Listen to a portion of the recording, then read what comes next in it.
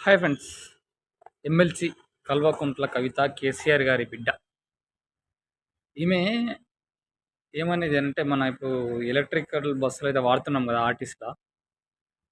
అయితే అట్లా వాడడం వెనుక కారణం ఏంది అని అంటే ఈ ఆర్టీసీని ప్రైవేటు పరం చేయడానికి కోసమే ఎలక్ట్రికల్ వాహనాల పేరున ఒక కుట్ర అయితే చేస్తుర్రు అనేది ఆమె ఆరోపిస్తా ఉంది ఫ్రెండ్స్.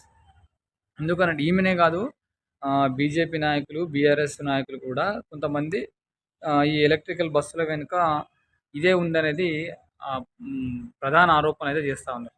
వాళ్ళ ఆరోపణలు చేయడం వెనుక అసలు కారణం ఏంది అంటే ఈ ప్రైవేటు అంటే ఈ ఈ ఎలక్ట్రికల్ బస్సులయితే ఏవేవి ఉన్నాయో దాంట్ల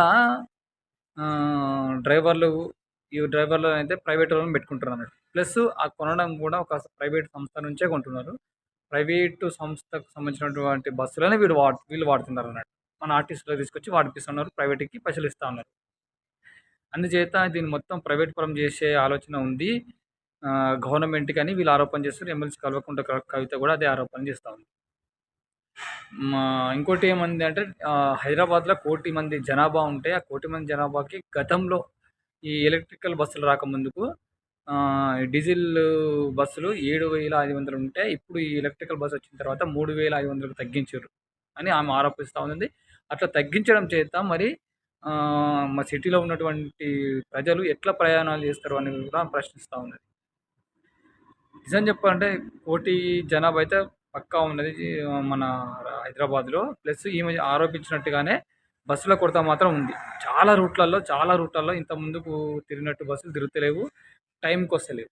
చాలా రూట్‌లలో ఇది సమస్య అయితే ఇది రెగ్యులర్‌గా తిరిగేటోళ్ళకైతే తెలుస్తది. హైదరాబాద్‌లో ఉన్నోళ్ళకైతే బరాబర్ తెలుస్తది.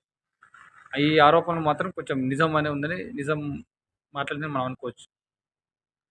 మరి నిజంగానే మరి ప్రైవేట్ పరం చేసే ఆలోచన ఉందా గవర్నమెంట్‌కి, కాంగ్రెస్ గవర్నమెంట్‌కి? లేదంటే ప్రజల కోసమే ప్రయాణికుల క్షేమం కోసమే ఎలక్ట్రికల్ బస్సులు తీసుకొస్తుందా? లేదంటే మన హైదరాబాదు కాలుష్య కారకం కావద్దు ఢిల్లీ లెక్క అనే ఉద్దేశంతోటి తీసుకొస్తారా అనేది భవిష్యత్తులో తెలిసే అవకాశం ఉంటది. మీకేమనిపిస్తుందో కామెంట్ చేయండి.